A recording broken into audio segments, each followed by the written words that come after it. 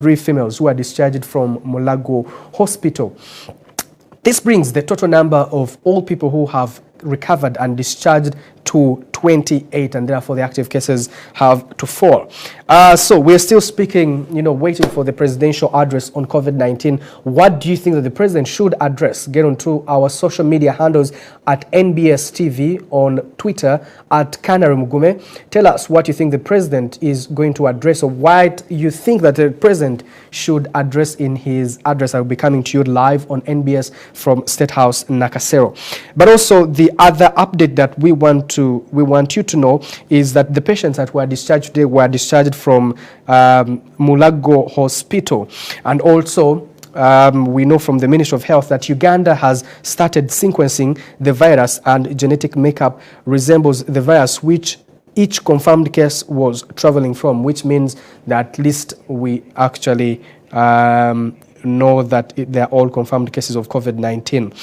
Now, we'll be going live shortly. We're still waiting for the president to take his seat, and he does begin his address, which we'll be giving it to you live. But from the figures given to us by the Ministry of Health, yesterday, the Minister of Health, Jane Ruth Aceng, who is actually in Nakasero, did hold a press conference and address the nation on the update, exactly what's happening in Uganda. There was also a joint security presser yesterday. You know that people had started recongesting towns again. People had started driving into towns, and therefore yesterday there was a joint security presser where security heads, rather spokespersons, I beg your pardon, did go ahead and inform the country that Ugandans had started to actually make fake stickers from the Ministry of Transport. Let's take a look at the communication from the security presser yesterday, addressed by Afande Nanga, who is a spokesperson of Uganda Police Force. Let's take a look. After weeks of a lockdown aimed at curbing the spread of the deadly coronavirus, Uganda's security agencies are concerned with some Ugandans not following the preventive directives that has time and again been announced by the head of state. Speaking during the joint security press conference, the UPDF deputy spokesperson, Lieutenant Colonel Deo Akiki, revealed that in their recent operation in Kampala, they netted Malua, a local brew drinkers, in Banda, a Kampala suburb. Truck drivers and UPDF officers were aiding Kenyans to illegally enter Uganda. We still meet resistance by some individuals who continue to flout the rules. A case in point is the increasing number of gatherings of very many people, either drinking or doing other things which are prohibited. The force has reported that their men in uniform continue to be attacked by some scrupulous persons in the public. Some other 8 people in Kazinga, Bweyogerere, were also arrested for throwing stones at our patrols. Ugandans must have heard from the horse's mouth, His Excellency the President discouraged with very strong words that I cannot repeat, that attacks on our security forces is suicidal, and we continue to ask the public to avoid attacking our security forces. Recently, President Yoweri Museveni ordered all Ugandans to stay home and keep safe. But despite his call, Deputy Police Spokesperson Paulina Maya says motorists continue to defy the presidential directive and they risk their cars being impounded. So if you're carrying passengers, then you already know that you're in the wrong, and when you're stopped, you're going to be charged. So let's try to be responsible enough. The security agencies are now urging Ugandans to be more vigilant and report to police non-citizens coming in the country. That we need to be more vigilant than yesterday.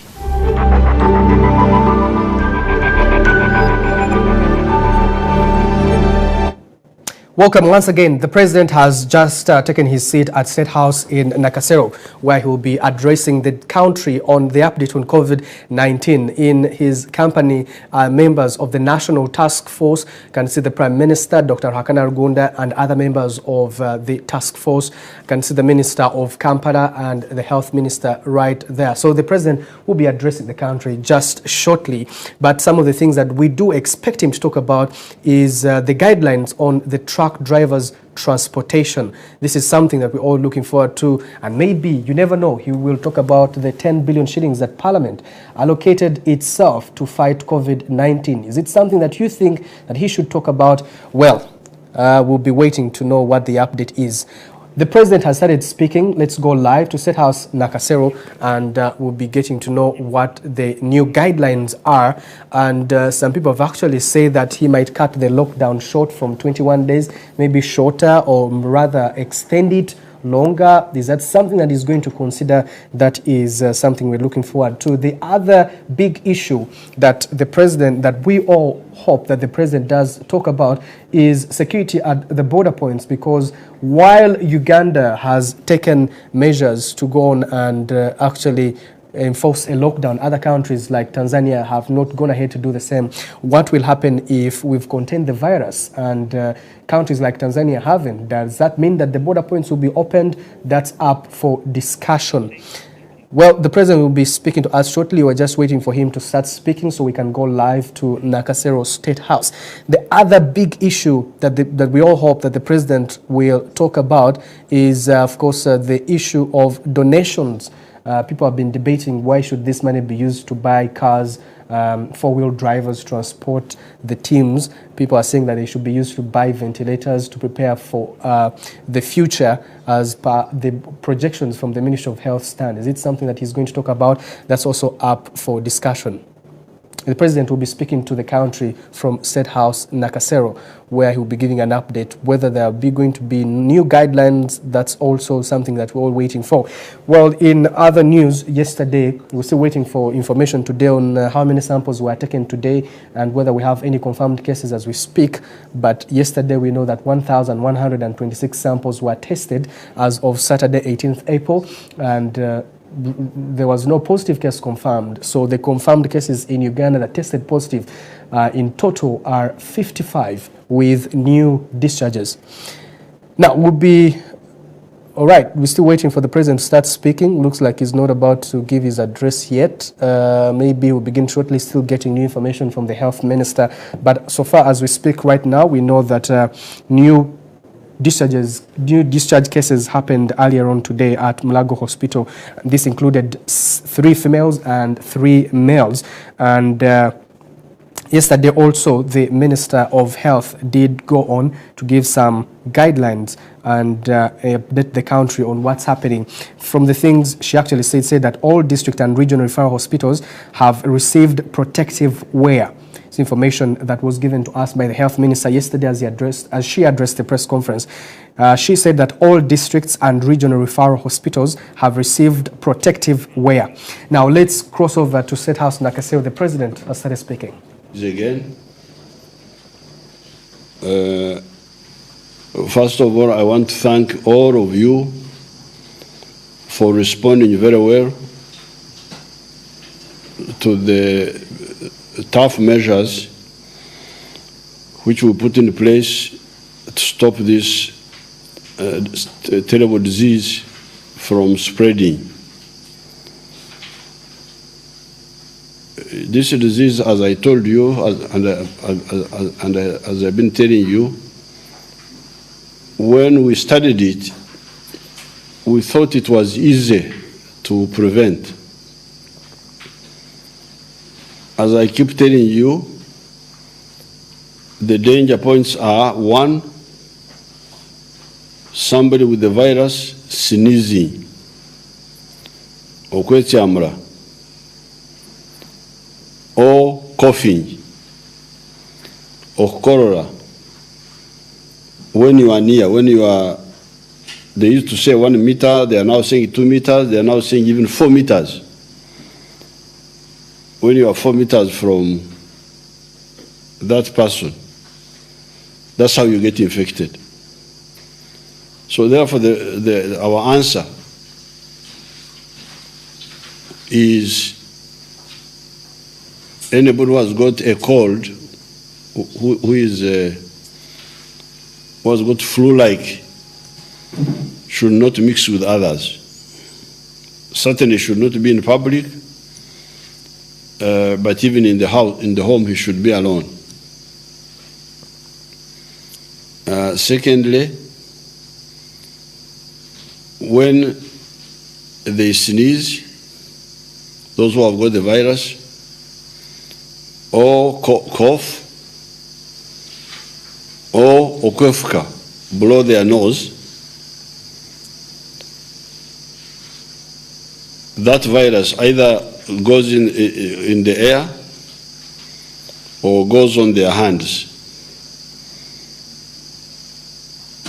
When it is in the air, it may land on certain surfaces, a table, a book, and even the one who has blown what they call blowing their nose, or kwefka, may again touch a door handle. And when you come and touch those surfaces, the virus goes on your hands. That's bad, but not yet very dangerous. The danger comes when you touch your eyes or your mouth or your nose with those hands before you have washed them. So these are the two dangers of this disease. That's why I say, when we studied this disease, we came to the conclusion that it was more a behavior problem than a simple medical problem. Behavior of the population, carelessness, especially here in Africa. In Europe, as I said the other time, it seems the situation is different because, first of all, apparently this virus likes very cold climates,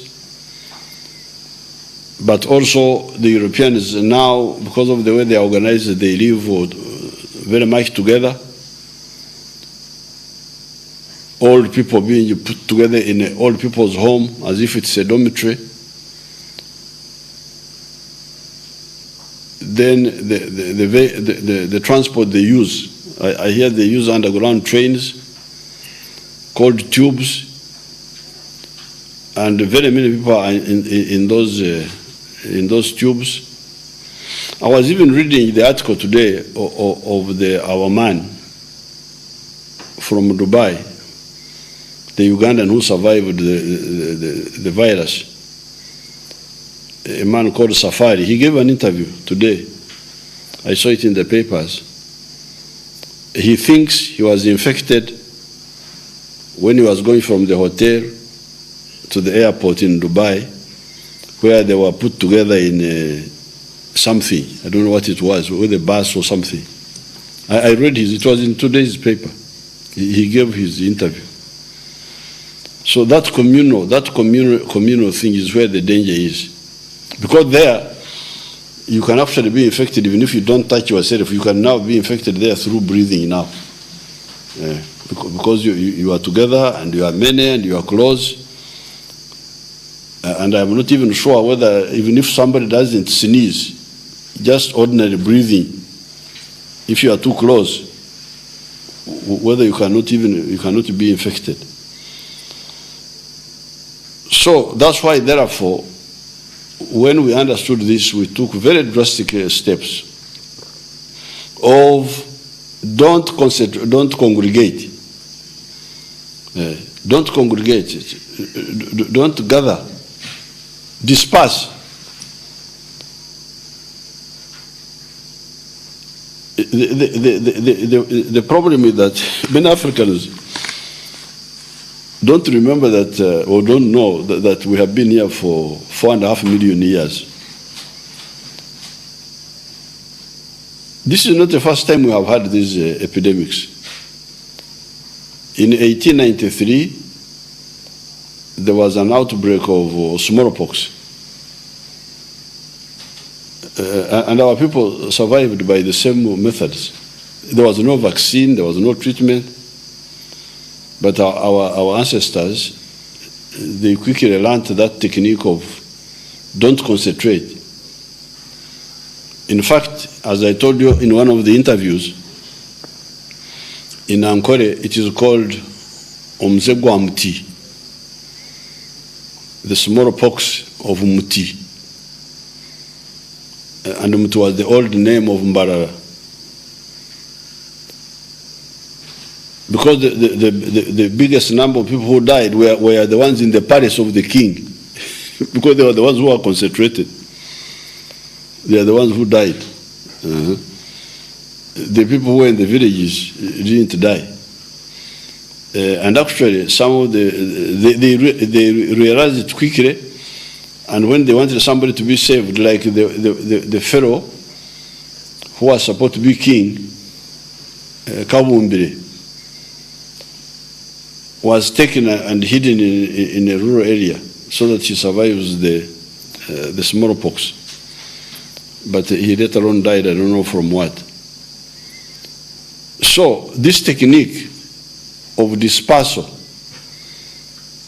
once you know the characteristics of the disease, is not new. We used it in the past.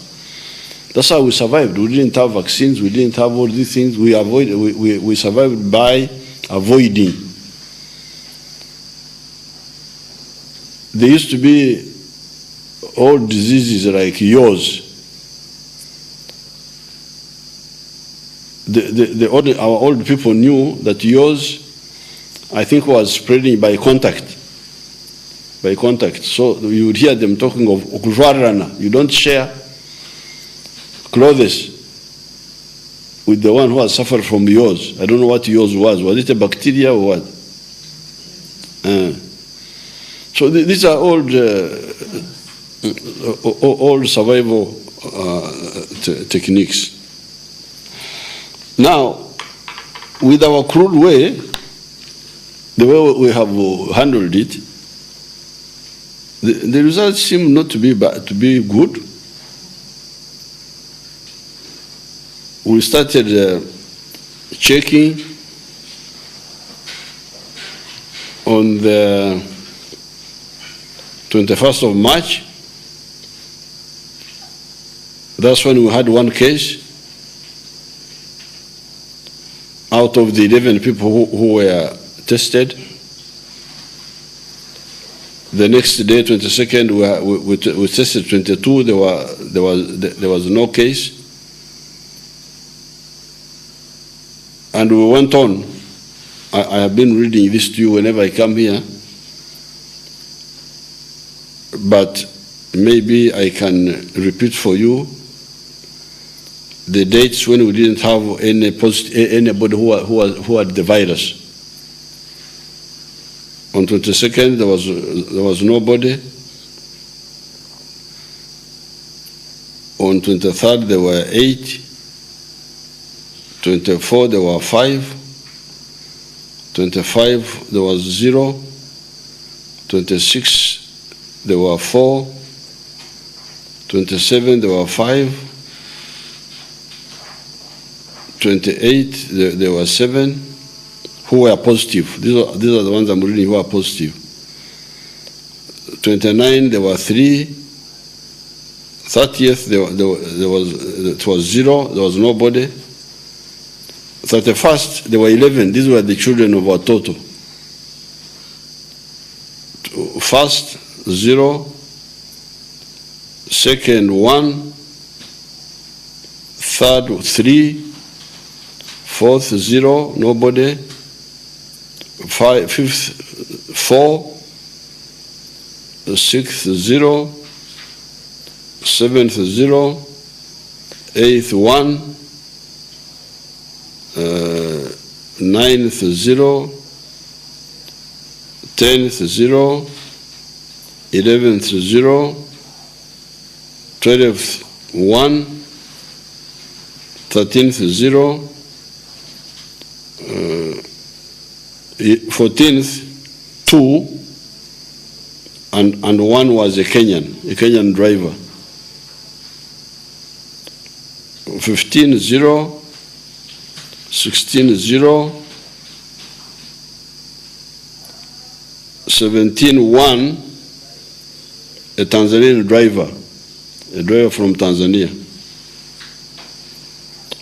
Yesterday 18th 0, and today 19th 0.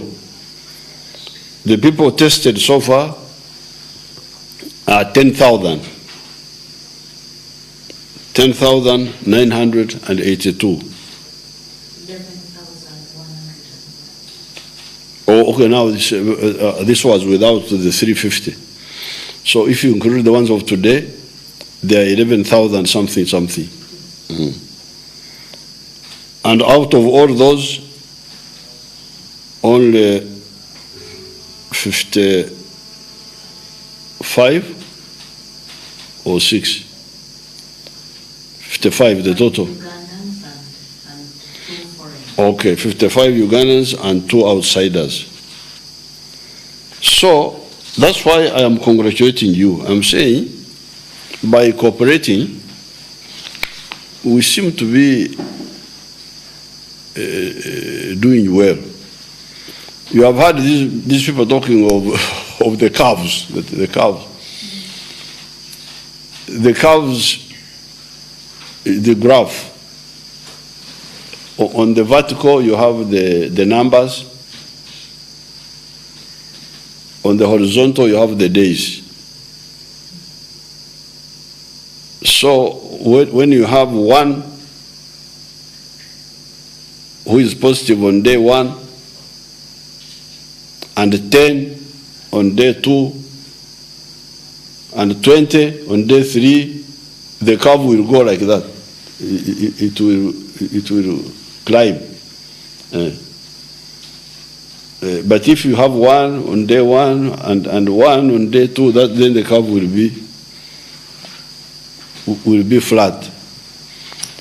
And that's how the curve of Uganda is. It is flat. Flat and sometimes going down to 0. It's actually oscillating between and 0. So that's why, therefore, I congratulate you. Because if you had not cooperated, we would not have achieved this.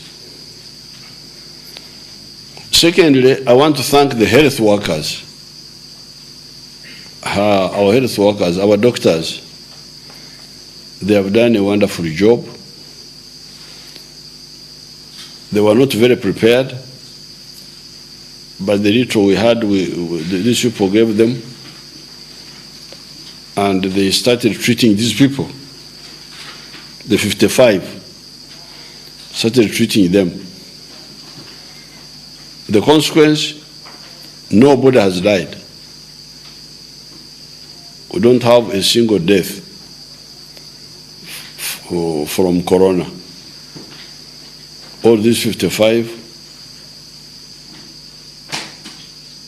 are there, and 20 have been cured and discharged.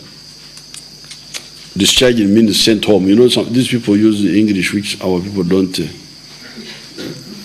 Discharged. People in Victoria may not know what discharged is. But discharged means sent home.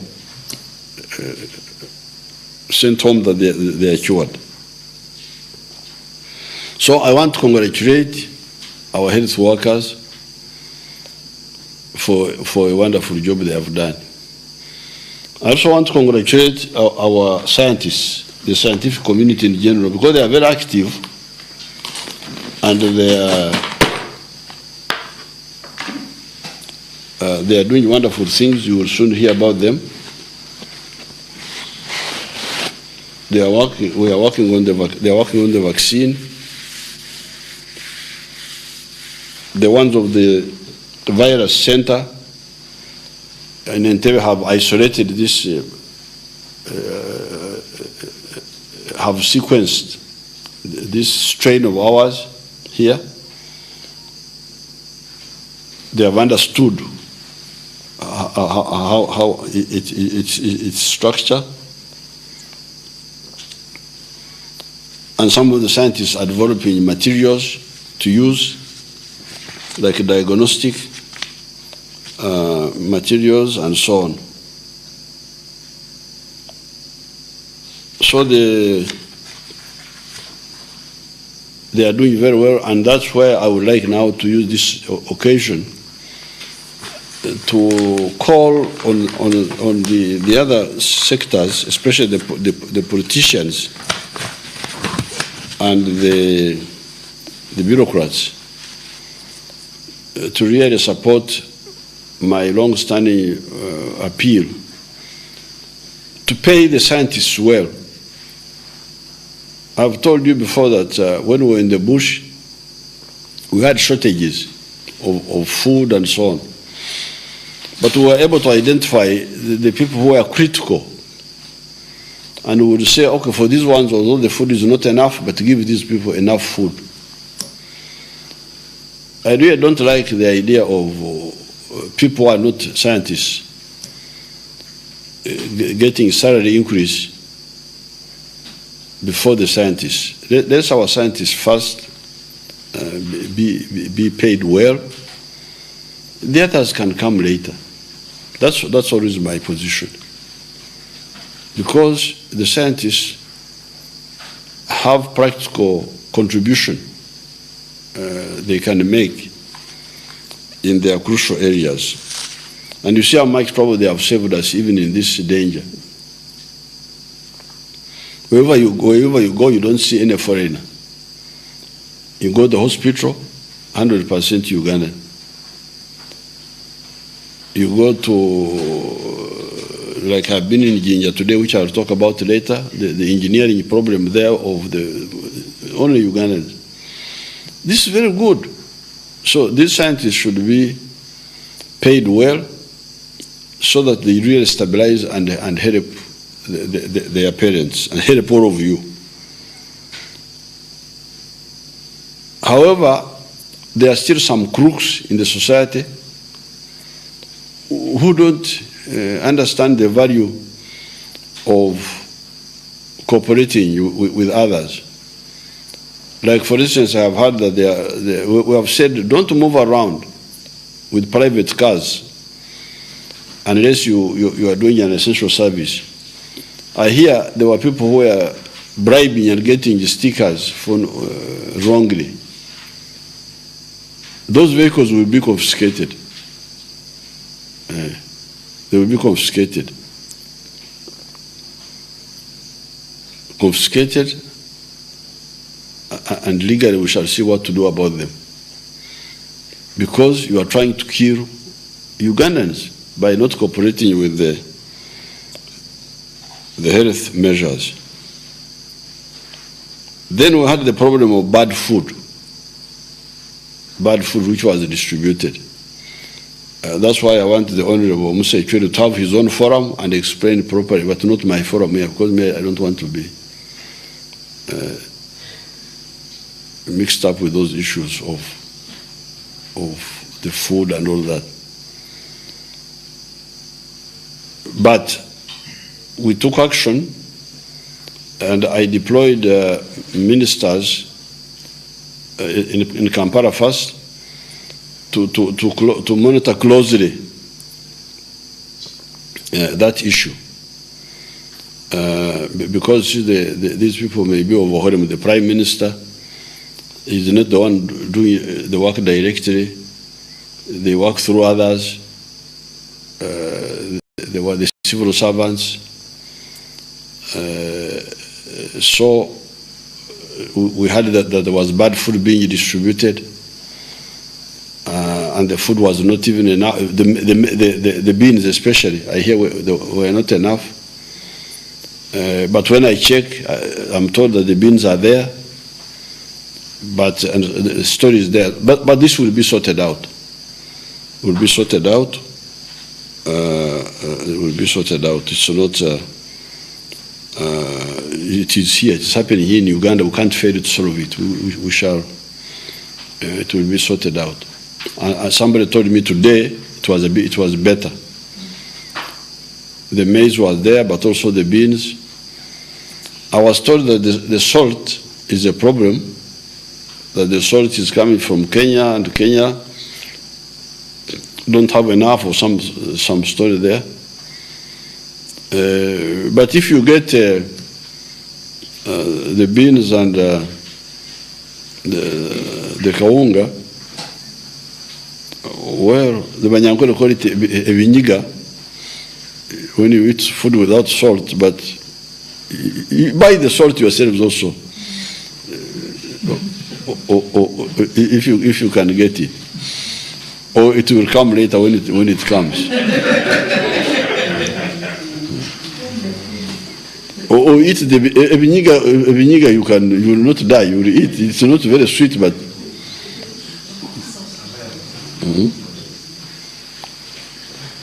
But I heard also that there was some games of some suppliers trying to keep so that the price goes up.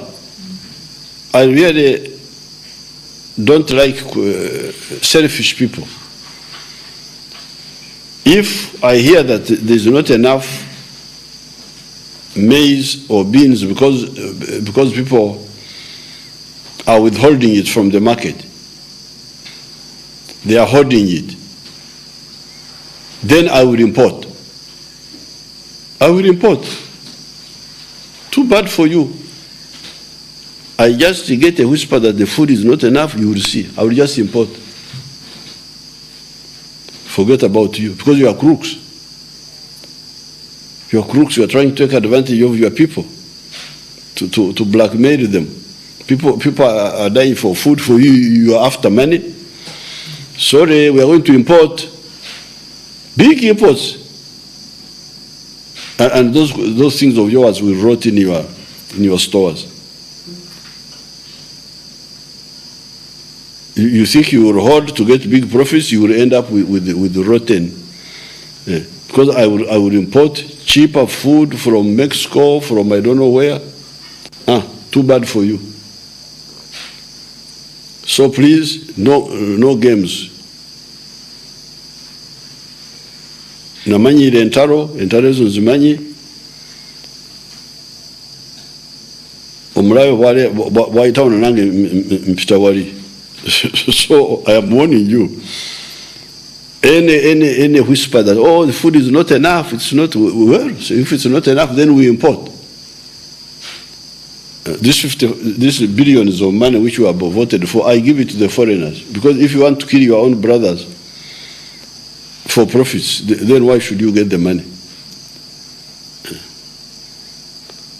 Any holding, the answer is importing, so that we solve the problem. Bad food, you sell us bad food, we shall go for you. If the food is not good, don't sell it to us. You eat it yourself if you want to eat it.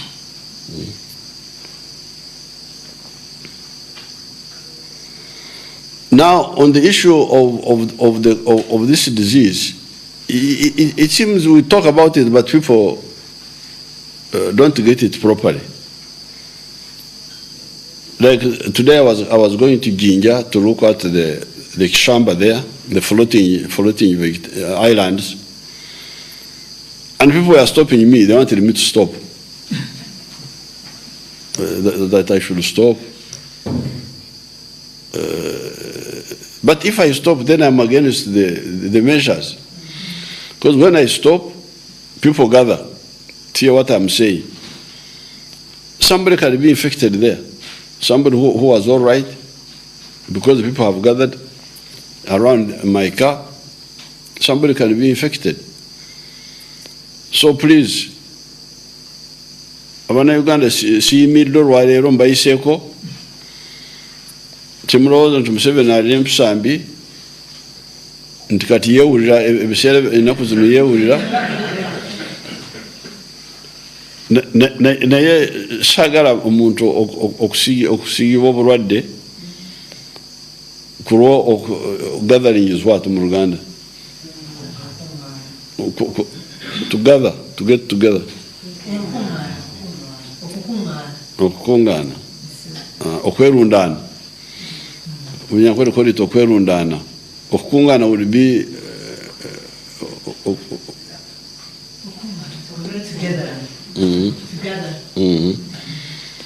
n'olwekyo siyimiridde kubanga saagala mukungaane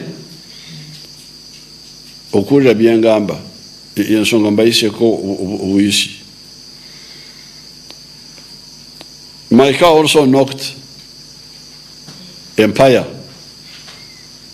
he got in the center area there. Of course, the Empire has no business in the center. He got. You see, Banyankwere call it. Banyankwere have words for all those. He got. You don't call it a god. You don't say Mbuzi. He got is the Empire. It's not a Numi. A Numi is for the cow. So he got is Empire. If it was a sheep, it would be a Chinini. They have different words for all those. So my car knocked he got, I think it must have been Seta or Weyogere, one of those ritual trading centers.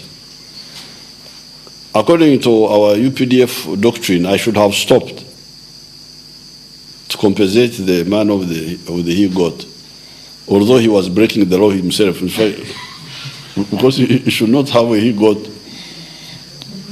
in Weyogere, or was it Seta?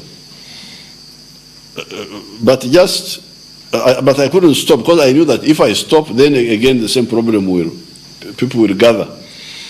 We'll gather to look at the goat, to discuss. So I just continued. Don't think that Museveni has forgotten the SOPs of UPDF.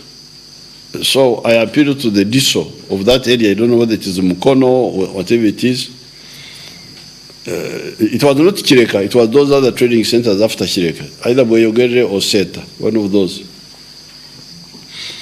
The DISO of that area should get in touch with the Director General ISO, Kaka, and then they get in touch with my State House Controller, Nachove, to compensate the man who got, was no, I don't know whether it survived, because the car knocked it. Because I didn't wait to check whether it had died or what. But my people should compensate him. Should assist him. I think you should be the one to compensate me for my car, but because his goat knocked my car, and he nearly caused me an accident, but those ones I don't mind. We shall sort them out. I will assist him. I will assist the owner of the goat. My people will assist him. So that is on the virus. The virus, we are moving well. There are a few issues with the borders who are transporting goods. We had said they should stop at 2. But when we analyzed this, we said why 2? Because the reason we don't want the cargo vehicles should continue moving even in the night. Because cargo needs to be where it is needed in the night so that by morning people use it. But for the borders and the bicycles, they may carry luggage during the day, but we don't want them to move at night because they can be used by criminals. That's why the idea had come that they stop at 2. But we thought 2 was too early. Because the idea is that don't move around during the hours of darkness, because you may be used by the criminals, the border and the bicycles. So now we have decided that no, 2 is too early. Let it be 5. 5 so that you have enough time to go back home and be indoors for the 7 o'clock curfew. And bicycles. This is border, piki and bicycles. Now, there's also what I would like the Transport Committee, the National Task Force, to analyze. We had said the lorries should have 3 people. But some people who are in the transport business are saying that 3 people are not necessary, that they are actually a danger. Because when there are 3, they go talking, sometimes they cause accidents. Sometimes the driver tells the other fellow, Nyambako, help me. And then the other man is not a good driver, he causes accident. The opinion is coming that 1 person is enough. We just need 1 driver. Now I call upon the task force to study this and advise me. Isn't 1 person, because some of the transporters actually have said 1 person is enough. We don't need 3 people. We need only 1. So I would like the committee to study this and advise. Now then the other issue is the dead bodies. When somebody dies of COVID, don't try to bring the body back. Please. Let the body be buried where the person died. Because the virus stays, on, they say can stay on this table for 5 days. On this table, dry as it is, the virus can stay there for 5 days. They say it can stay on the plastic for 9 days. I don't know why it likes plastic more than other surfaces. So, a body is a body with the nutrients, with the tissue, with the fluids and so on.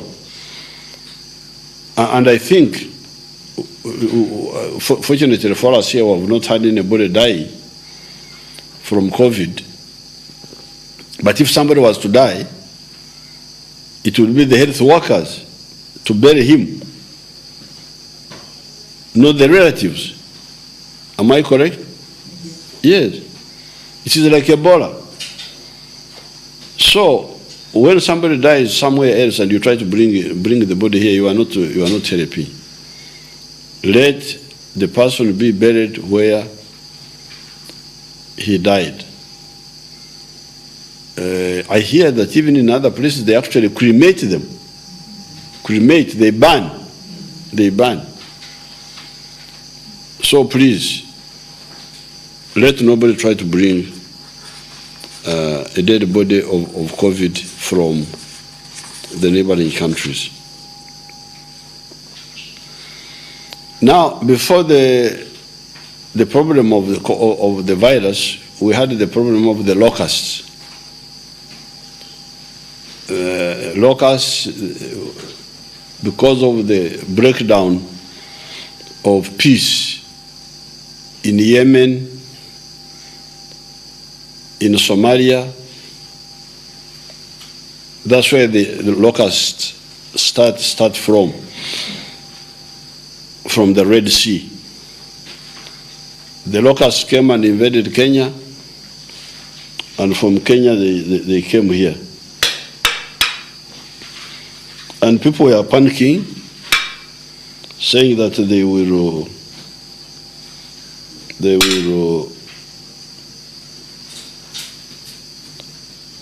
damage things here. But again, like this virus, when we studied it, we said, but why? Why should they damage crops? These so-called experts had a very poor understanding of how to fight this virus. In fact, some of them told us, let the locusts come, they lay eggs, then you wait for the young ones to kill the young ones. I said, why should we wait? We are not, I rear cows, I don't rear locusts that locusts produce, and then I look after the calves of the locusts. This is rubbish. So, and another mistake they were making was to depend on aircrafts, that they have some small aircraft from the desert locust group.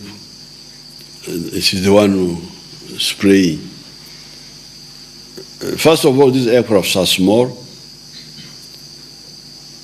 and secondly, they don't fly at night. Now, these locusts, they fly, and a good thing, they actually easy to fight. From my biology of 56 years ago, I know that insects and other creatures which are not warm-blooded, which don't have warm blood, they don't do well in cold. When it is cold, even snakes, you can find at night they are not very active. So that's the same with the locusts. The locusts, they land at 7, and they will be there until it gets warm the following day, around 10. So you have like 16 hours where you can kill them, and they don't move, they just stay there. But these people who are depending on that ridiculous aircraft don't fly until 8 in the morning when they can see, because at night they can't see. But even from up, you don't see properly. You don't see properly. So we have found that spraying from the ground is much better than spraying from the air. So therefore, for us, we have our teams, UPDF teams, all over the place, that area. And we work with the Wananchi. These locusts come from wherever they come from, Kenya. They land by 7, and the Wananchi tell us. Then the nearest UPDF spraying unit moves. By 9 o'clock, they are on the locusts. 9 o'clock in the night, using torches. And we kill the locusts democratically for 11 hours until 10 in the following morning, when the few survivors now can go, and then we follow them up. So we have killed the locusts. But Kavuma was telling me that yesterday they didn't come, even today they didn't come, because they don't fly when it is raining. This rain doesn't allow them to fly. But even if they come, we shall kill them. And they have not damaged anything. They come, we kill them. They come, we kill them. And we are strengthening our capacity. We have even developed a firefighter at Kawaweta, at Ruero, which we are also going to use to fight locusts in future. So that one is moving very well, and I congratulate the UPDF for moving and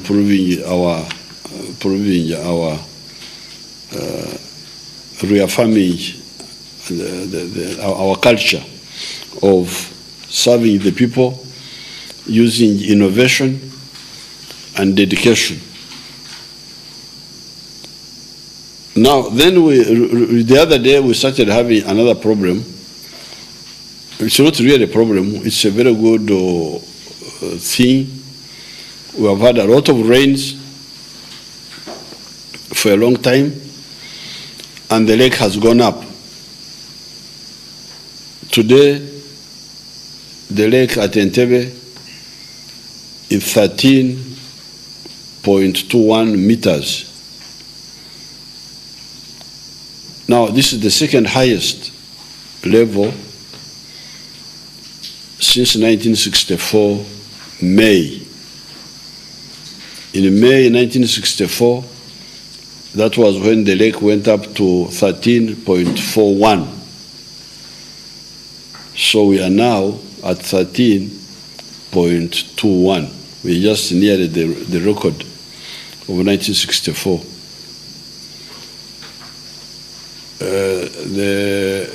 The good thing, in 1964, they had only one gateway at Jinja, the old dam, what we call Narubari now, the old Falls Dam. So when the water was too much,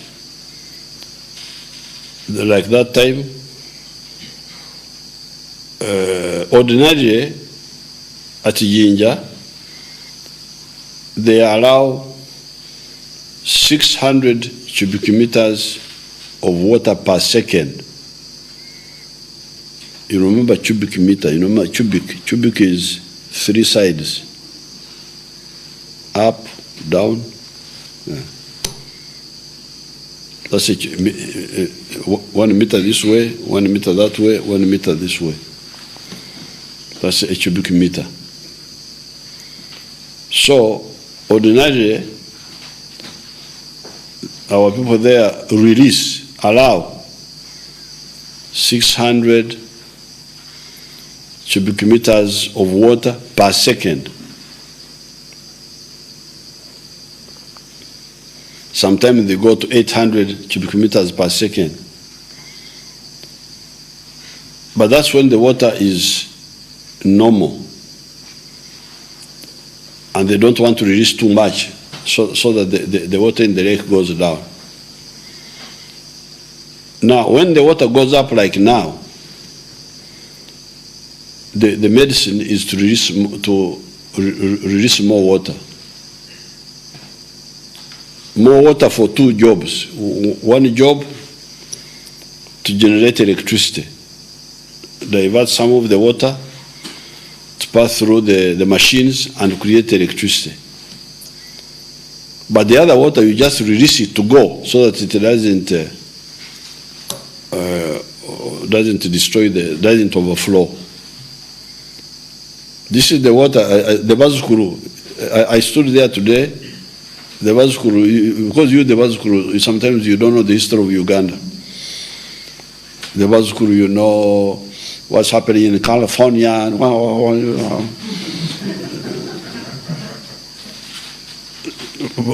But you never know what's happening in your own country. So today I took a picture there because I don't think many of the Bazukuru have seen the water of the Nile flashing out to,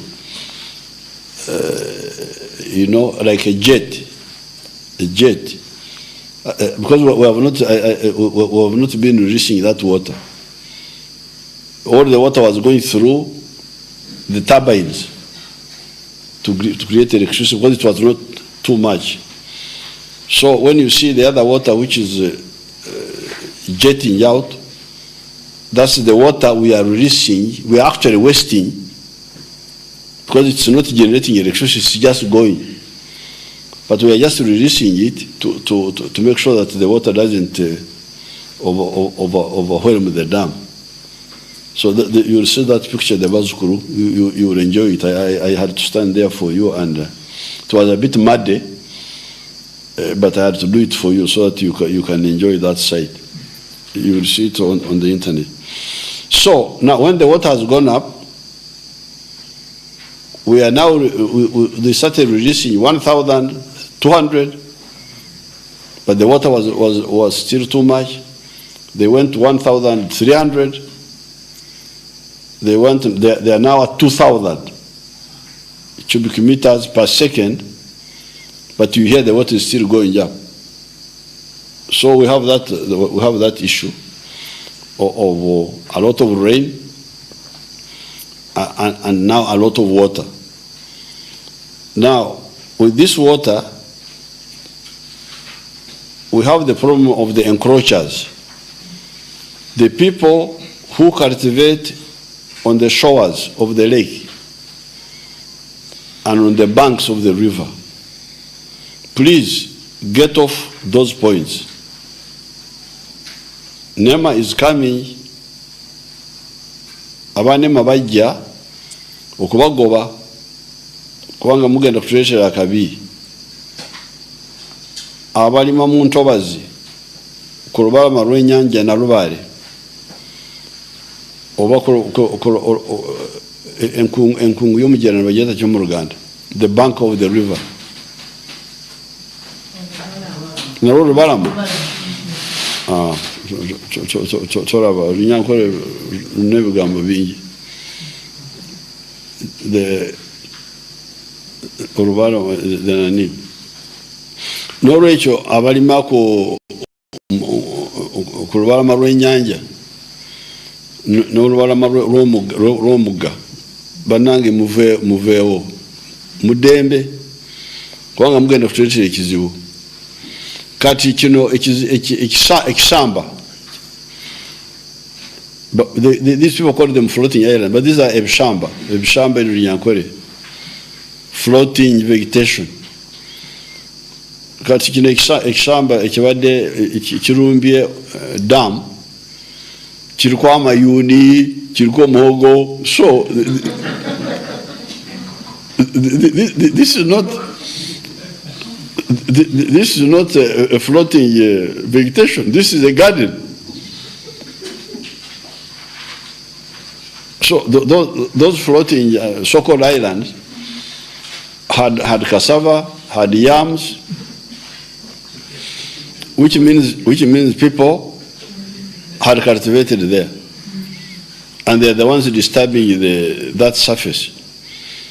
So abantu abo bonna tugenda kubagoba ku lubalama lw'ennyanja, ku lubalama lw'omugga.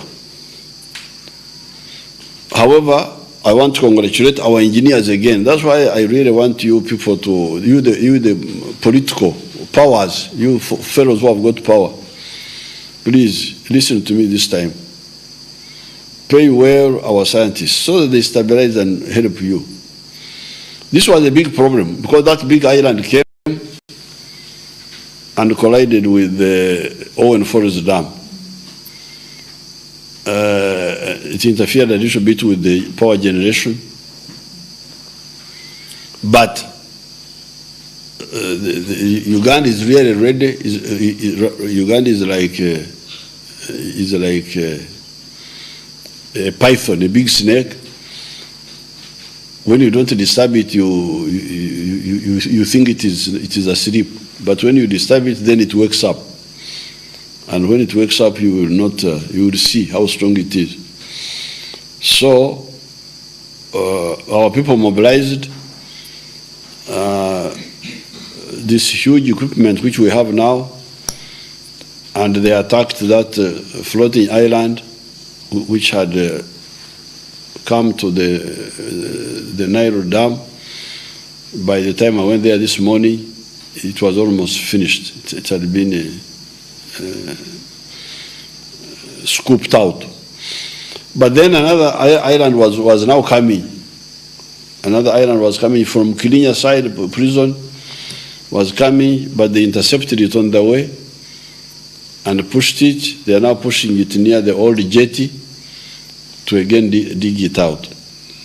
So again, I want to congratulate our engineers of the Ministry of Works, of NEMA, of the Ministry of Water, of Agriculture even, of UPDF, of Energy, ESCOM and those groups. They were all there with our equipment, with our tippers. They brought the tippers. They were digging up the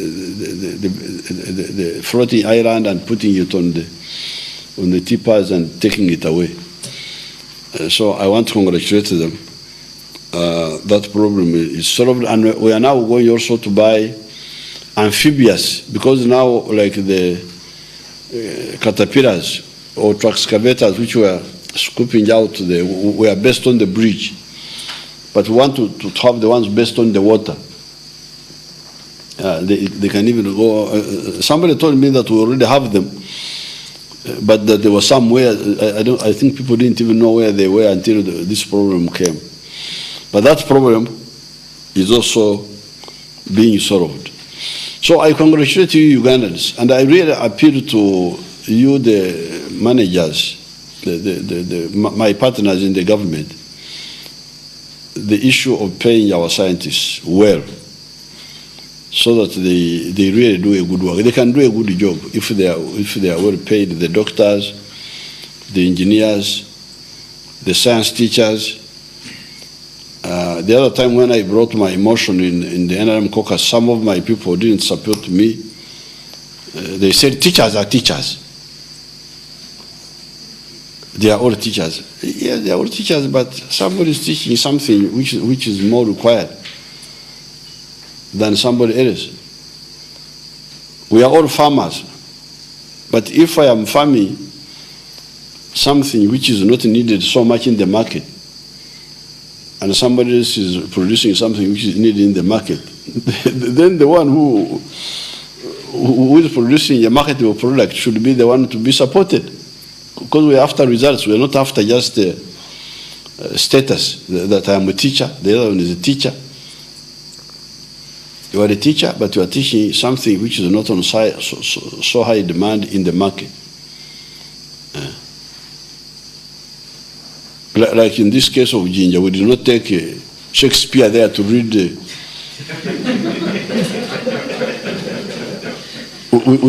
We did not take Shakespeare to read it to the Shamba. So you go away. Shakespeare said this. We took people who to solve a problem. So really, I don't like this type of, and I'm tired of begging some of these groups because we could be very far. So I congratulate Ugandans, the population, the scientists, the doctors, the UPDF.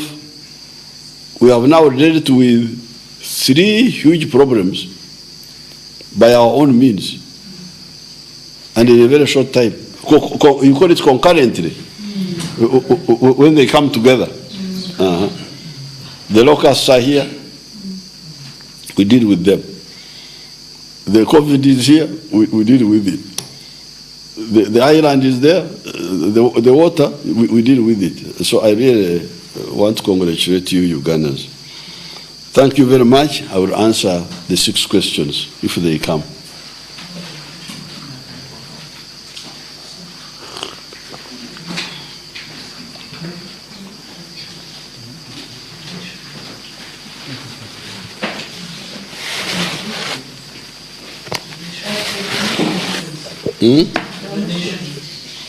Donations, where are they? They are here. Oh,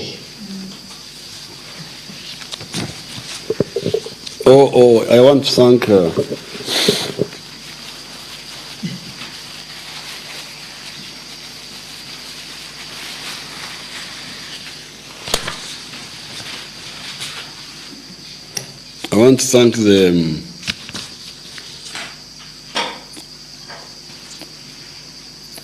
the benefactors, the people who have responded to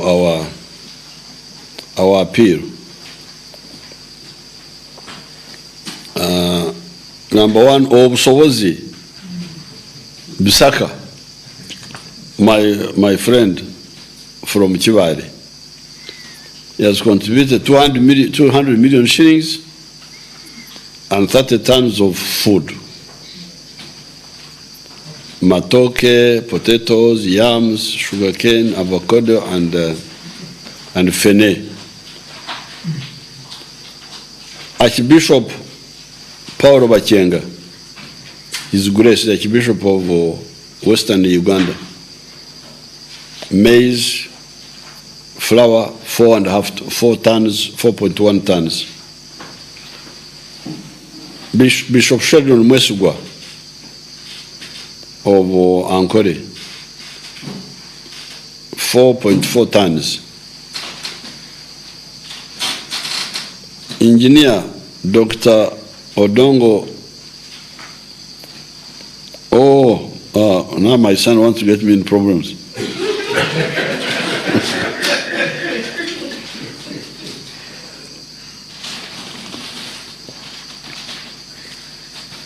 This is a son of mine who is fighting for a chair with my own brother. So it is a family problem.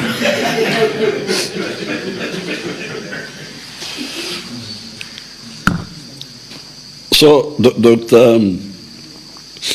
Odongo, our son, the son of Okune, of Joseph Okune, he has contributed 7.6 million shillings.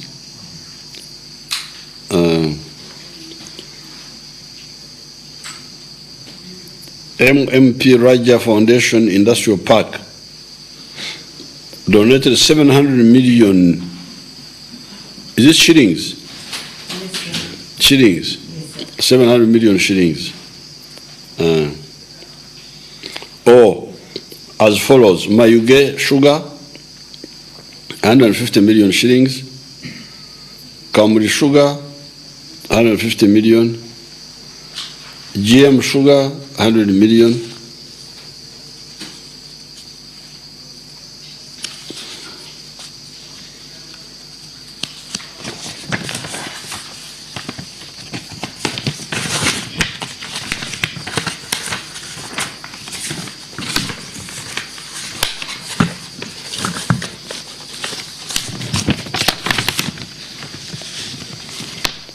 Nairo Agro Industries, 100 million.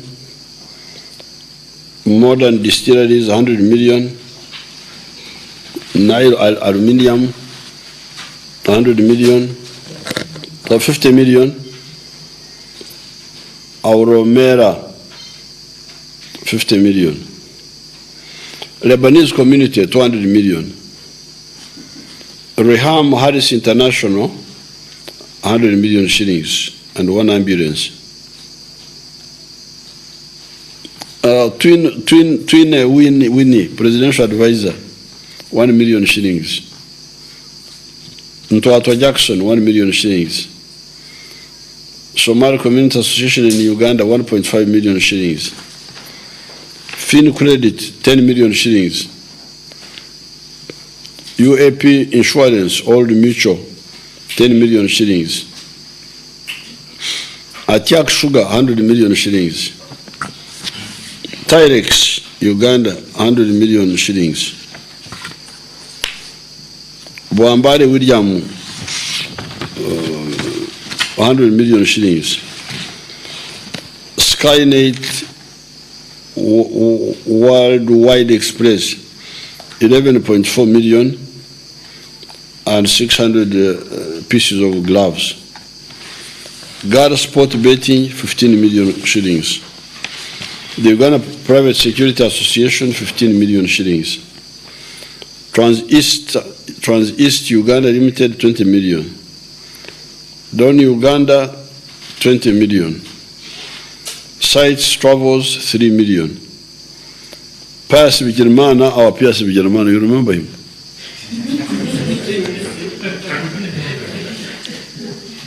$5 million shillings. Kaisokugi Ken Company Limited, 5 million. African Initiative for Relief and Development, 50 million. Starting Civil Engineering, 50 million. Sabo Foundation, 50 million. Goof Engineering, 80 million shillings. And maize flour of 5 tons, beans 2 tons. But these food donations should be the clean ones. They shouldn't, if somebody gives us old, we should really not be happy with him. Master Grain Milling Limited, flour 2.4 tons. Uganda Brilliant Pyre Industry blankets, 100 pieces. The family of the late Kasim Kitembo, cassava flour, 100 bags. Alnate O'Brien, cassava 150,000 something. 150,000 something. Either kilograms. It's not there, it's not written. Divine Bamboo, eco-friendly charcoals, briquettes, 1,000 kilograms. Friends of Wealth Environment, 4-way, energy-saving stoves worth 10 million. Fresh Dairy Brookside, fresh dairy milk powder worth 500 million. Delight juice cheers bottles, 1,700 liters. MTN dealers, liquid soap, 8 tons. Chloride Exide, maize flour, 800 kilos. Sarah Nkonge, you know Nkonge, our former deputy mayor, doctor, she's a doctor now. Maize flour, 1 ton. Chinawe High School, maize flour, 1.2 tons. Blue Dove Hotel Transport or Logistical Chain, maize flour, 1.3 tons. St. Lawrence Academy, maize flour, 10 tons. Kayamba Deo, maize flour, 10 tons. East Africa Roofing, maize flour, 10 tons.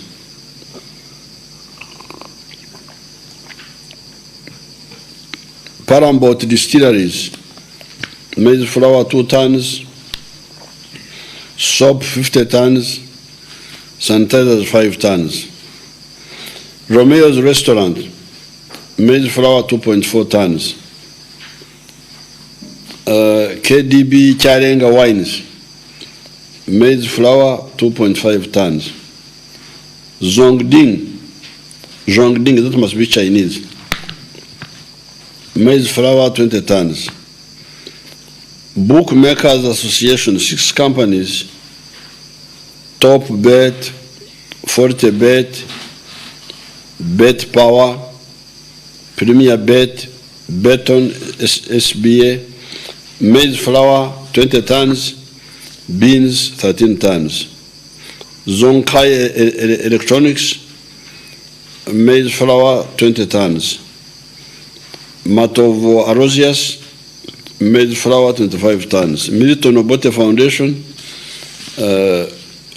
maize flour, 3 tons. Apoyo, Mzee, Foundation of Mzee. Only You International Limited, maize flour, 3.5 tons. Arise and Shine maize flour, 4 tons. Associated Motor Dealers, maize flour, 4 tons. Superloaf Mini Bakeries, maize flour, 5 tons. Ethiopian Business Community, maize flour, 5 tons. Parkview Shopping Center, maize flour, 50 bags.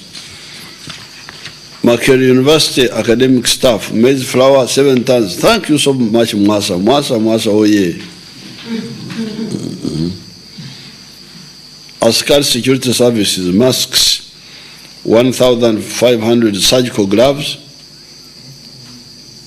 Masks, 3,500. And surgical gloves, okay, that's different. 20,000 pairs. Thank you so much. Jasan Foundation milk, 4,200 liters. Soap hand wash, 700 liters. Steel and Tubes Industries pickup, double cabin, brand new. Thank you so much. Tembo Steel pickup, double cabin, brand new. Thank you so much. Dot Services pickup, truck, double cabin, and soap, 500 cartons, sanitizer, 250 liters. The Madvani Group and Kachira Sugar pickups, 2 double cabin, brand new. Sanitizer, 5,280 liters. Thank you very much, Madvani Group. Top Bet pickup, double cabin, brand new. Maize flour, 10 tons. Beans, 10 tons. Prime Concepts Packaging, rice, 1.5 tons. FUFA Federation, rice, 2.5 tons. FUFA is for football. Mobile Task Force, Skin Guard, 2 boxes, hand wash, 48 pieces. Great Lakes Brands, snacks, gorillas and chimps, 24,000 packs. Haj Hassan Basaja Baraba, 100 million shillings. National Resistance Movement Party, 380 million shillings. Diamond Trust, 250 million shillings. Stanbic Bank, 100 million shillings. And personal protection equipment worth 60 million, 5,000 gloves, bank account, coroner, and so on. Mruana Group, 2 ambulances, 1,000 nice basins, 5,000 liters of Jessa UHT milk. Mars Choice, 10 million shillings. Toyota Uganda, 20 million shillings, 1 brand new truck, Hino series, maize flour, 4 tons. Sibir, 50 million shillings. Moses Ochip General Merchants, a team Pacho bus company. A team Pacho, 1.1 million shillings.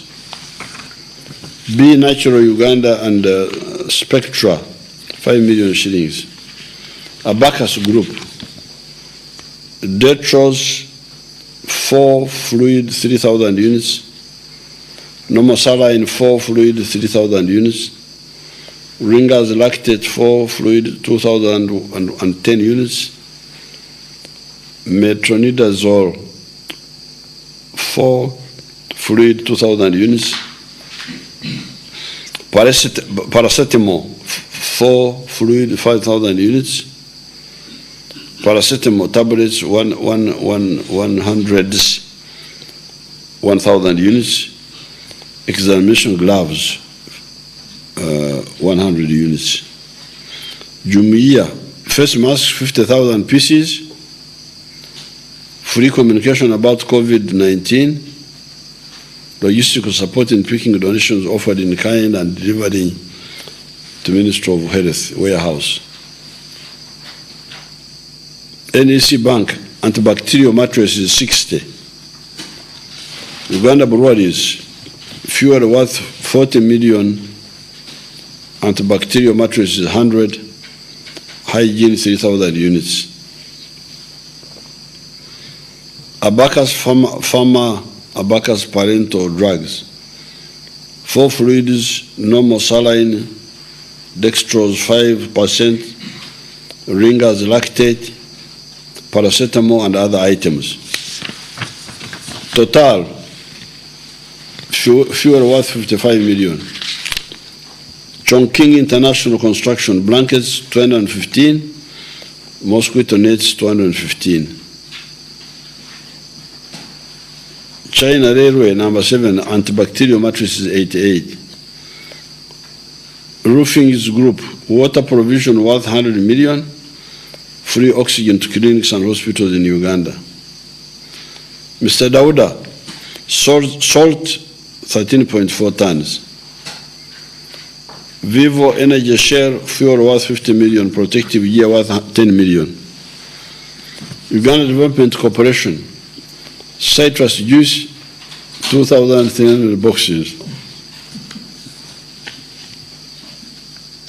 That one will give us vitamin C.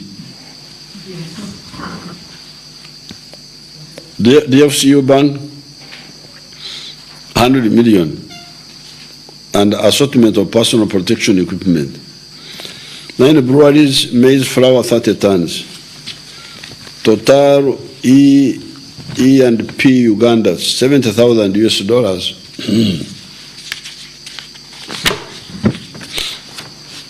Cipla Quality Chemicals, rice 3 tons, maize flour 2.5 tons, beans 1 ton, drinking water 400 cartons. Uganda Insurance Association, bed sheets 1,000 pairs, blankets 1,000. Rocket Health, support staff, support calls to those that need medical doctor's response. Safe Border, masks 1 million. Free delivery for food within Kampala. Safe Border 1 million, that's quite a bit of 1 million what? Net, masks. Good, what group is this? The Border Borders, which is online. They do online delivery, an organized group of Border Borders. So they have an association. They are an international? No, Uganda. Okay. The one with the orange jackets. Okay. Yeah. Good. They are the ones doing a lot of deliveries of food and medicine within Kampala. Okay. Good.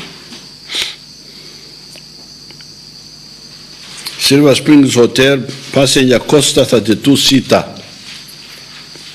Hima Cement, ambulance for use by National Task Force, 20 million worth of construction material. Innovation Village, avail volunteer call center agents. MTN Total, worth 950 million. That is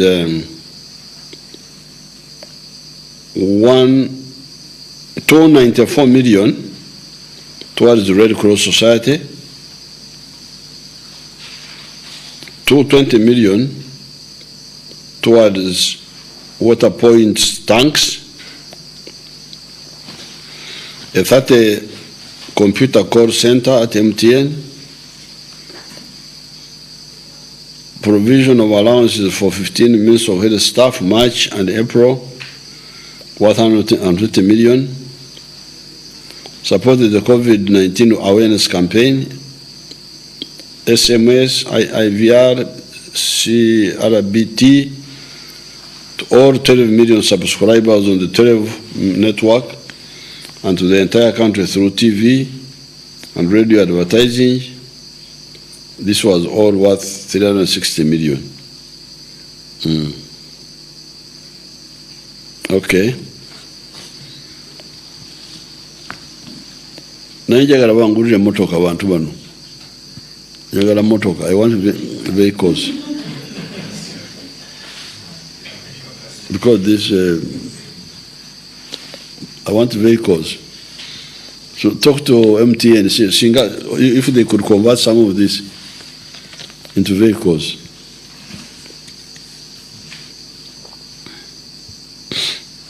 Airtel money transactions are now free.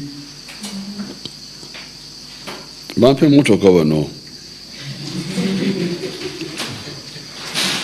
Access to verified information by mail and all that, sending SMS message to customers. Nyagala motoka. Call center for Ministry of Health. N95 masks, 100,000. I will work it out. That one at least is something. Donated to the frontline healthcare personnel worth 1.2 billion. That's something. The 100,000 N95 masks. That is something. Mukwano Group, soap 2,500 bars, Aqua Sipi mineral water 2,400 bottles, 1,000 basins 18 inches, multi-purpose liquid soap 100 liters, buckets heavy duty 20 liter capacity, soap, basins, jerry cans, water dispensers donated to all police stations and around Kampala, and our country to follow.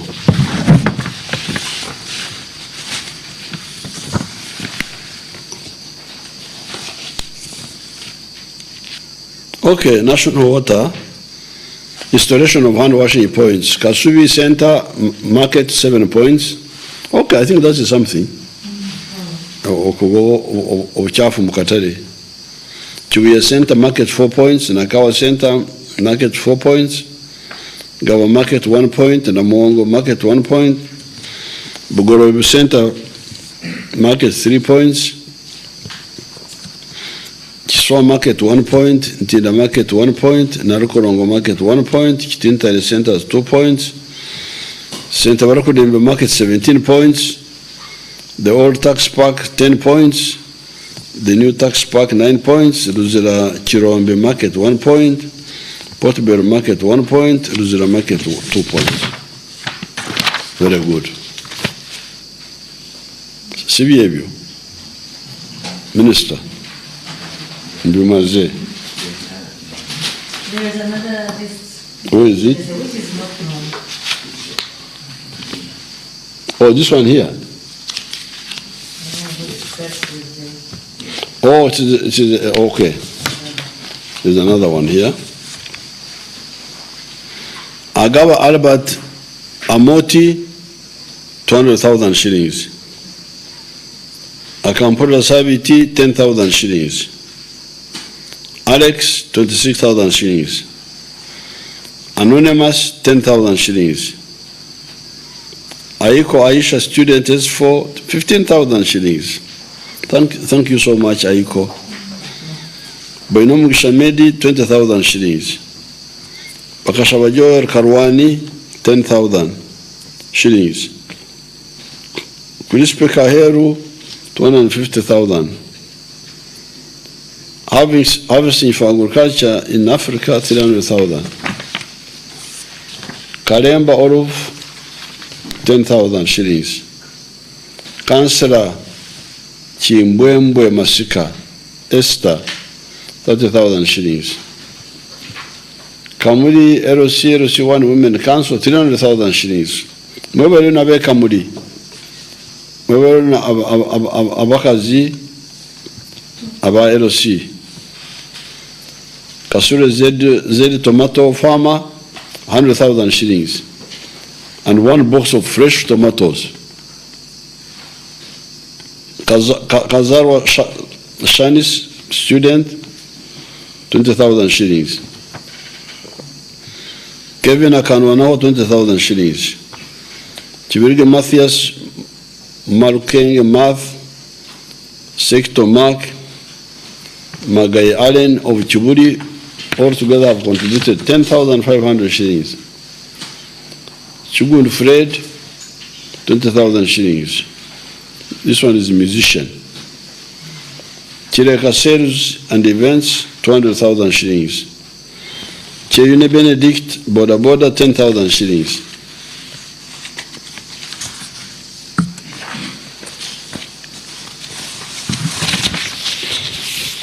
Chomugasho Judith, 11,000 shillings. Ariko Obuya Nathan, 30,000 shillings. Rubiogo Robert, 167,000 shillings. Mariamungu Jamari, 30,000 shillings. Mariamungu Haruna Kiseka, 100,000 shillings.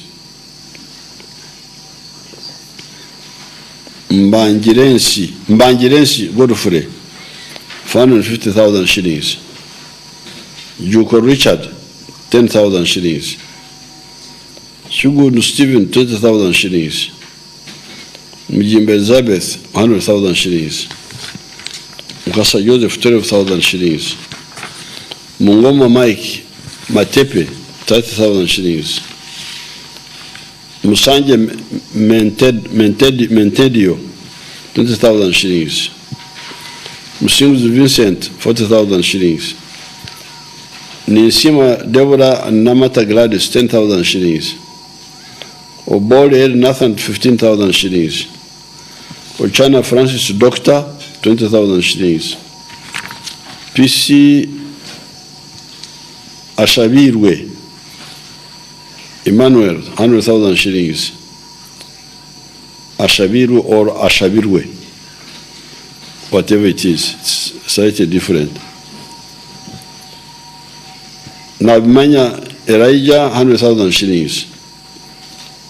Peace Constance, 3,000 shillings. Robert Madede, 10,000 shillings. Sheikh Ismail Kazara, the late, and Hajat Naiga Hasifa, 100,000 shillings. Sheikh Zivu Siraji, 100,000 shillings. The family of the late Mbega Matovu, 20,000 shillings. Tomo Ganga from Dokolo, 64,000 shillings. Apoyo. Tumuhimbise Stephen, 30,000 shillings. Vincent Tumkunde, 3,500 shillings. Wellington Eyoneyo, 20,000 shillings. Samuel Nelson Kakete, 50,000 shillings. Eme Babiche Katende, Ernest Kabara, Gertrude Namasare, Ruth Amelia Nsome, 50,000 shillings. Thank you so much. Abazukuru. Abazukuru are fighting their war.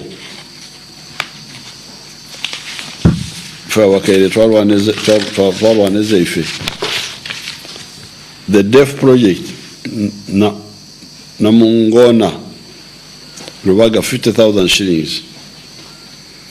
Nur Badi Somo, 50,000 shillings. Akabai Stephen Peter, Uganda Police Force, 50,000 shillings. Erogon Youth Brass Band, 50,000 shillings.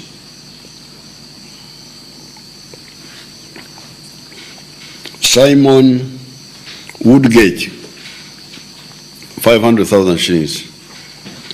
Smile Plus Water Tanks, 21. Ball pens, 2,000 pieces. Chap Africa, volunteer the public address system. Josephine Casato, offering to help community to distribute food among their membership. Uganda Driving Schools Operators, operating their, and the Instructors Association, volunteering their drivers for any service without being paid.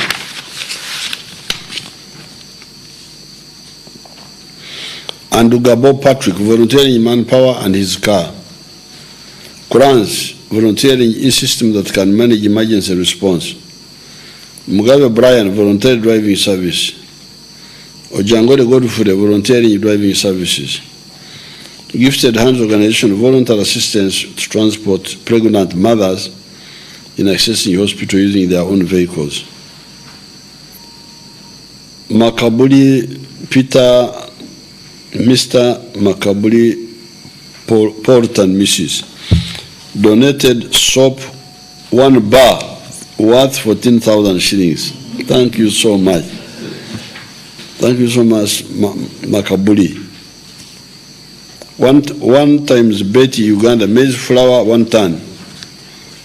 Lile Pazo Lunabe, maize flour 80 kilograms. Chelsea Makula, liquid soap 10 liters. Sudu Kukumba, gift art piece to be auctioned, COVID story. Mwanje Sewava, Stephen Sewava, 10,000 shillings. Thank you so much, all of you. Thank you so much. I saw people talking about, there were you really waste a lot of time on those TVs with some of the interviewers. I saw Mama Karoro wasting time with somebody who was trying to ask her, why are you, is your job now only to take donations?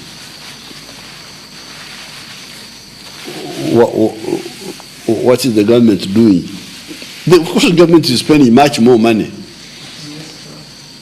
Because the government put aside how much money? 50. What is the money we put aside for? No, not food only. Food.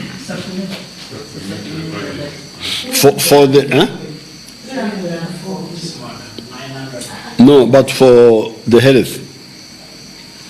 The health special.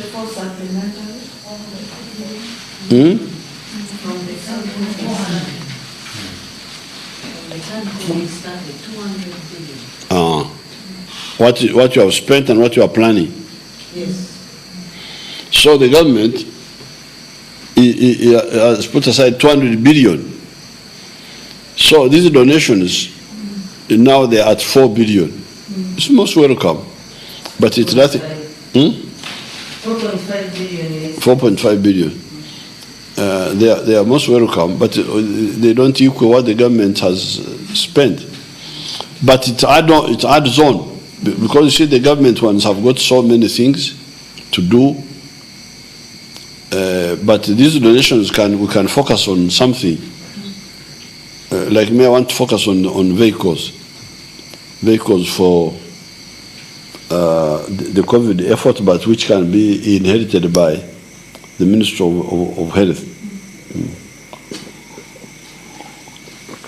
The 6 questions.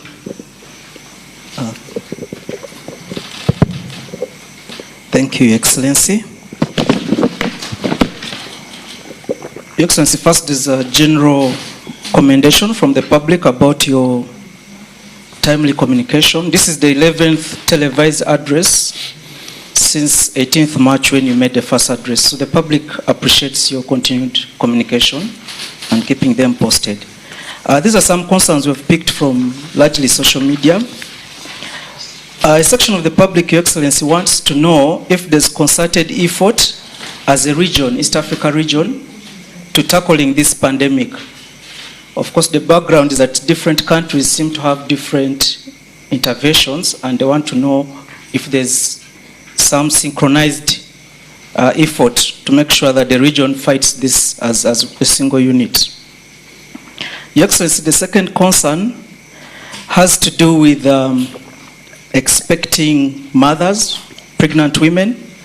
They're still concerned that many of them cannot access clearance from RDCs. And there's a request that if they could be allowed, of course there's obvious evidence of someone who is expecting to be able to access medical care, even if they might not have clearance from the RDCs. This is for the expecting mothers. And then, Your Excellency, there's the question of farmers. The rains are on, and farmers are concerned. Some of them have been barred from accessing gardens, and then also the shops that sell agro inputs are closed. How can they be helped to be able to kickstart the planting season? And then, Your Excellency, also a couple of private sector employers are notifying their employees about termination of jobs because of the fact that they have not been working. A couple of groups, including education institutions, are notifying their workers that either they will not be paid salary in April, or some of them should prepare to lose jobs. There's a feeling that some of these organizations these are knee-jerk reactions. They have not explored all available options to them before laying off workers. How can the government engage some of these to make sure that people do not lose jobs at the end of this? And then, Your Excellency, there's still a big section of Ugandans who are asking questions around the cargo truck drivers. They want to know why, for example, they cannot be retained at the border points until their results are out, or what are the mechanisms of tracking them if they're on the highways. And this, of course, is because the recent results are largely from the confirmed cases are from the truck drivers. So Ugandans are concerned how that's being managed. Your Excellency, I think that is largely it for now. Thank you. Now, East African, I spoke to His Excellency Kagame quite early on, and we agreed that him, as the chairperson of the East African community now, will get the Ministers of Health to video conference and agree on some measures. And they did. They did. So, of course, these are different countries. They may not do exactly the same things, but I think there are certain things they agreed on. So what they agreed on, that one will be done in a similar way. What they did not agree on, then each country will do what they think is right. Expecting mothers, I think I can agree, because an expectant mother is obvious. Doesn't need a blood test. Doesn't need anything. You can see that she's pregnant. So if they don't, because the idea was to minimize private transport, because some people just would use it as a cover. But I think for the pregnant women it is clear, because the pregnant woman is visible. So that one they can, if you try to get the RDC and you don't get, you can use the means which is there, and you say, and if anybody asks you, you can say, I was carrying this woman here. I think that one, the transport people should clarify it. But me, I see nothing wrong with that, because it is clear.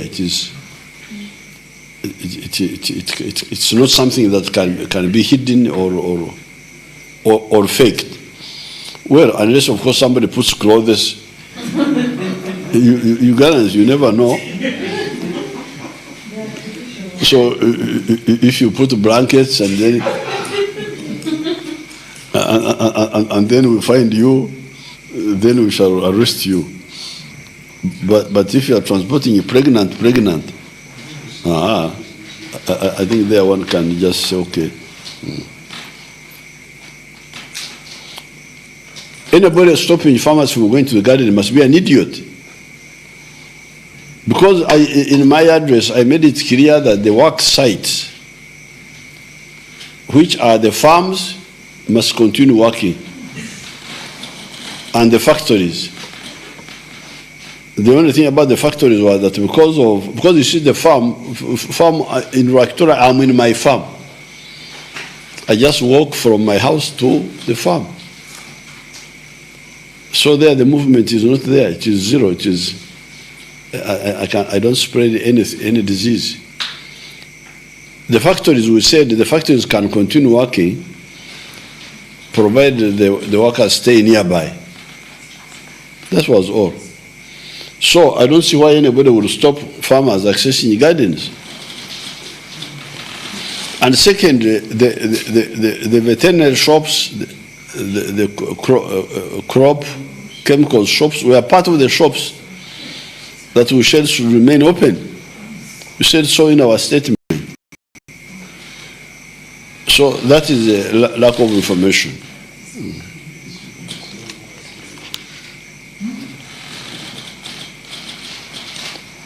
Range of workers, this is something we are going to discuss in the cabinet and give guidance on it. On the issue of cargo drivers, keeping them at the border, that one, you see, these countries of yours have really moved. You should know that. Like, for instance, you hear that in that airport of ours, between a few days, day something and day something, 18,000 people pass through that airport. You can imagine. How many days from what? From the 7th? To the 22nd. Uh-huh. Yeah, that's like 1 week, like 7 days. 18,000 pass through the airport. So now you talk of these borders. I think the border handles how many vehicles per day? It used to be 3,000. Then the numbers went down to 2,005. Now it is 1,500. So 1,800. It has gone down to 800. 800. Okay, so now, if you,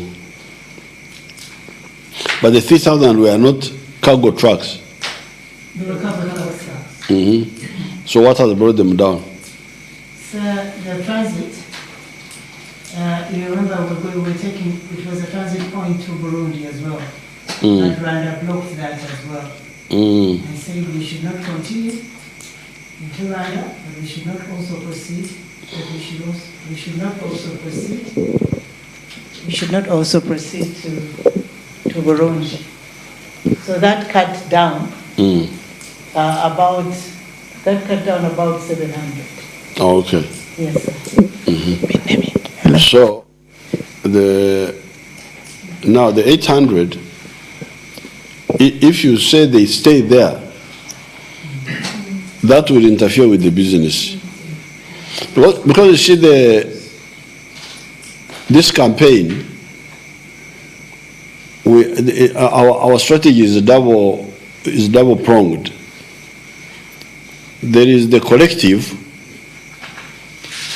We are trying to stop the disease by mobilizing you collectively,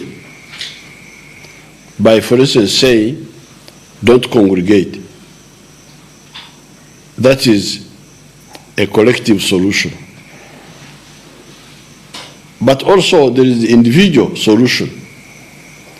Wash your hands, don't touch yourself. This is now you as an individual. So and at the same time, we want the economy to continue. Because if the economy collapses, you will have a lot of problems. Where will you have money to solve things, to even support health? So that's why the economy should move, but move without the disease spreading. So, because this person, and we are now talking of having only one driver instead of even 3. So this fellow, instead of saying you stay and wait for the results, how long do they take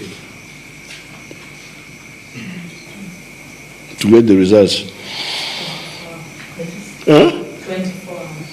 24 hours. Instead of saying you stay here until the results come back, let him go, because you know who he is. And we have already told everybody that this disease spreads like this. he wants to be safe. This is a driver. Everybody in the community wants to be safe.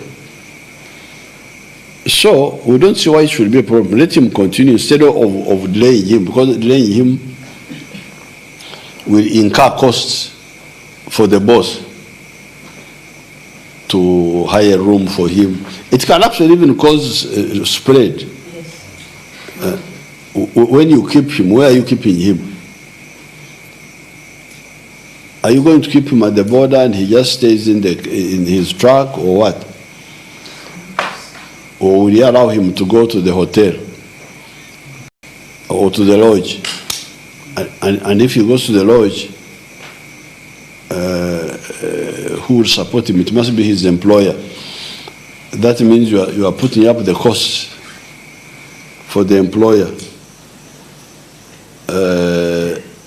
So, for me, I don't see any, as long as now we are all alerted individually. The front line is individual first. You are the one to avoid this sickness yourself. But secondly, the group also. So this driver is sensitized. You are sensitized. Like for instance, the driver from Kenya who proved positive in Kamdin, he had already linked up with a local woman there, from what I hear. Huh? A Ugandan. So, now if this woman gets the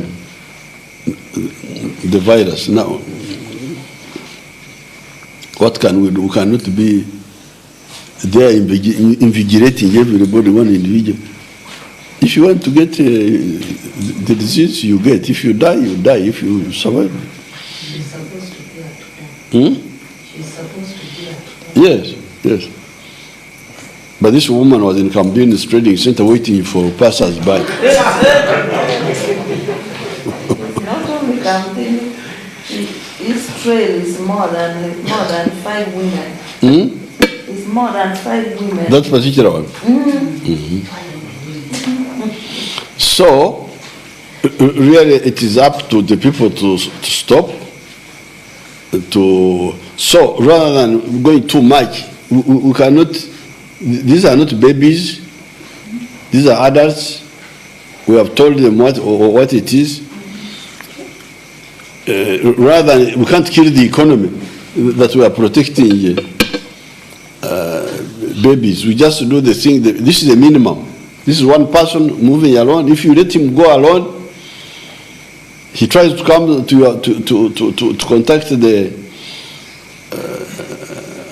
an old contact of his. You say, please, no. These days, don't. This is not the end of the world. But if they don't do that now, we cannot say the economy, no movement, because no, that's not correct. Let the man move. If we find out a problem about him, we shall call him, because we know we know his contact, we know his identity. This is wiser, so that the economy moves, but we keep monitoring and we can act. If he has already linked up with some idiot who don't listen, we shall also handle the idiots. If there are 2 or 3, we shall also correct them. You come and we always handle idiots.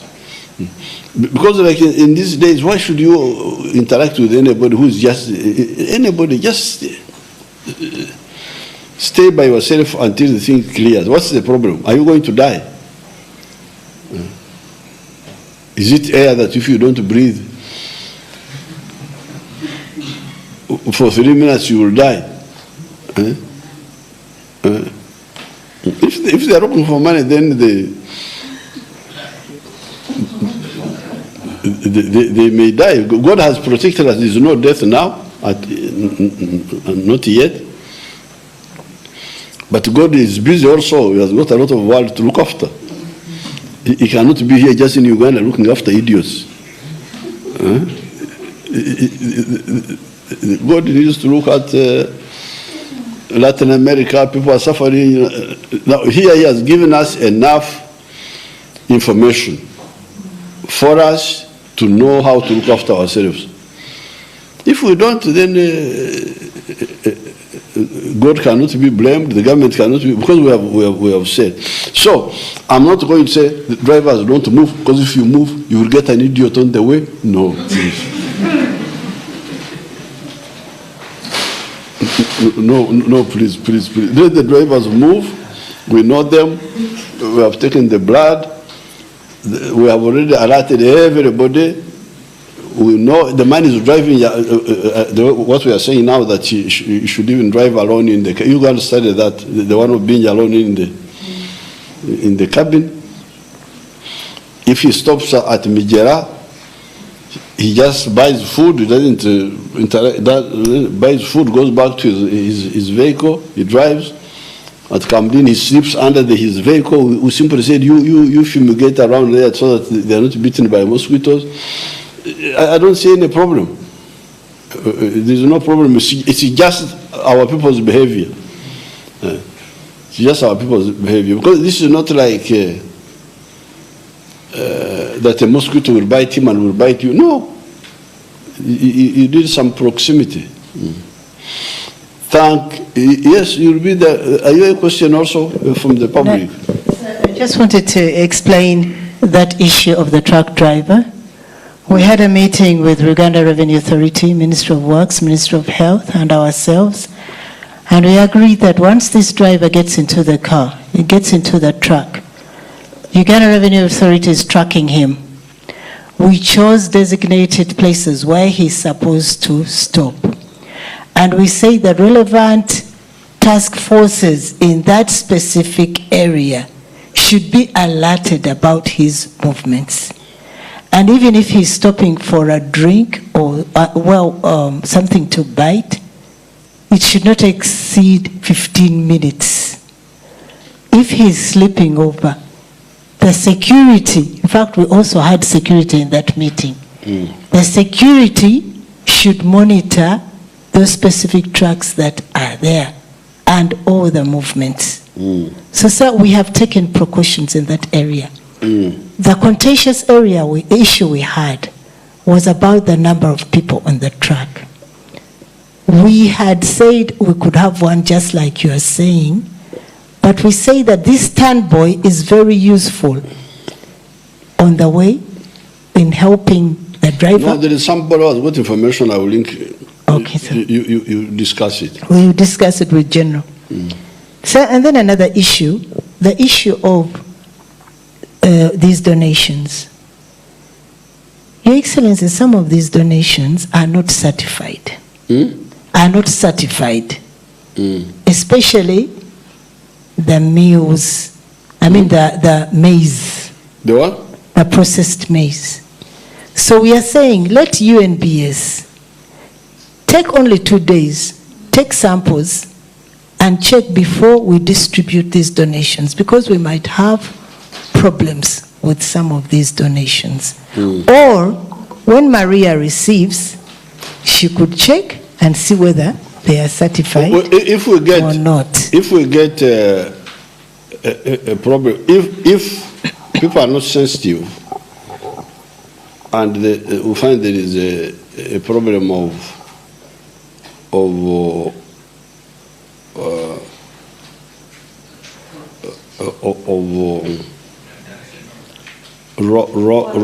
wrong donations in kind, then we can simply say, no, you just bring cash. Because you see, even NBS to check, that's already expenditure. Yes, sir. Expenditure, it's money. Yes, sir. So if we have got money to check on the donations, yes, sir, why not spend it on our own things instead of having that burden? So we may have to say, please, even BDK, bring cash and we buy ourselves. Yes, sir. Then finally, sir, I want to thank you for allowing these delivery bikes to continue after 2, up to 5. But most of their bikes were confiscated. They will be returned. So they should be returned, if you could tell them, so that they return. We have given them amnesty. Yes, so they should return them so that they continue doing business. Very good, boys. I thank you, sir. Your Excellency, I just wanted to... Can I briefly supplement, sir?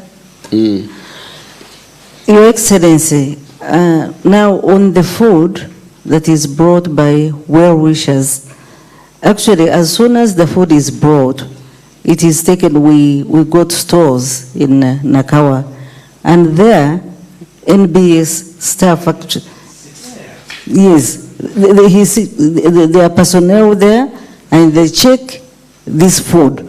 And so far, all the food that has come from well-wishers has passed the taste. It is all fit for human consumption. So nothing has been going out which has not been checked. It has all been, no, but the person sits there. Yes, thank you, Your Excellency. Who was complaining? It was Dr. Manyendo in UNBS. Dr. Manyendo in UNBS. That was? It was only one which was contaminated. But so it was true, it was contaminated. So they sorted it out, sir. Yes. NBS is stationed in our stores. They are doing a good job. We only do whatever it takes to make sure that the food is good for human consumption. Yes, sir. The ones which had problems were withdrawn by the person who brought it and replaced with another one after we discovered that the quality was compromised. Now our own quality of the food given by the government, both HR will get time at the media center, because I didn't want to mix up my forum here with the, because the HR has been in the food business for a long time, with the refugees, with the what, so it's a long story. So he will get time to explain it better without, because people are already tired listening to me. Now, if they add on a show, I think people may go to sleep. So I alert you, you fellows, you go to the media center, a show will explain to you the food, the beans, I don't know what the refugees get, what. That's a long story. Me, I just came for the virus. The food part of the virus is the smaller part. But HR will get time to the media center and explain, because he has been involved with the refugees especially. Sir, and Fine Spinners is going to make... Especially, but I had somebody say that refugees were used to getting bad food. Did you hear that? Yes. That refugees were used to getting bad food. But when they came to a wrong address in Kampala. But in Kampala here, but actually we'll have enough time there. Thank you very much. Your Excellency, just one more issue. I just want to assure all people who are viewing that sometimes there are people who have contributed and they may not hear their names or contribution, but they should, I just want to assure them that in the next briefing, they will hear, for instance, Honorable Anita Monk, through her foundation, she actually brought a lot of food. And I think she has been one of the very first members of parliament to bring, but we want to bring the details properly. So if you do not hear your name today, next time, there are many others, next time it will be read out. Thank you, sir. We are continuing. Thank you very much.